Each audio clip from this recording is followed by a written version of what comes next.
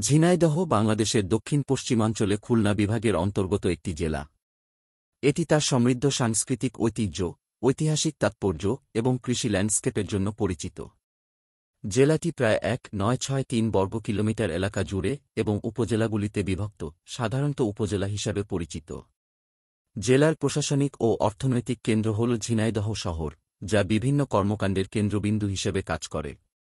ঝিনাইদহ শহরে আধুনিক সুযোগ সুবিধা এবং ঐতিহ্যবাহী আকর্ষণের মিশ্রণ রয়েছে, যা এই অঞ্চলের বৈচিত্র্যময় সাংস্কৃতিক টেপেস্ট্রির এক ঝলক দেখায়। এই জেলাটি তার সবুজের দ্বারা চিহ্নিত করা হয়েছে, যেখানে বিস্তৃত ধান ক্ষেত, আমের বাগান এবং জলাশয় ল্যান্ডস্কেপ বিন্দু বিন্দু। ঝিনাইদহের একটি উল্লেখযোগ্য ঐতিহাসিক পটভূমি রয়েছে, যেখানে প্রাচীন সভ্যতার অবশিষ্টাংশ এবং ঐতিহাসিক নিদর্শন রয়েছে। জেলাটি বিভিন্ন প্রত্নতাত্ত্বিক স্থানের আবাসস্থল, যার মধ্যে পুরানো মন্দির এবং ধ্বংসাবশেষ রয়েছে, যা এর সাংস্কৃতিক সমৃদ্ধি প্রদর্শন করে। ঝিনাইদহের ঐতিহাসিক গুরুত্ব ইতিহাস উৎসাহী এবং গবেষকদের জন্য একটি গন্তব্য হিসাবে এটির আবেদনে অবদান রাখে।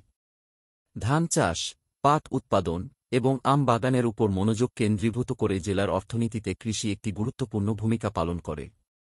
উর্বর মাটি এবং অনুকূল জলবায়ু এটিকে বিভিন্ন ফসলের জন্য একটি আদর্শ অঞ্চলে পরিণত করে, যা দেশের কৃষি উৎপাদনে উল্লেখযোগ্য অবদান রাখে।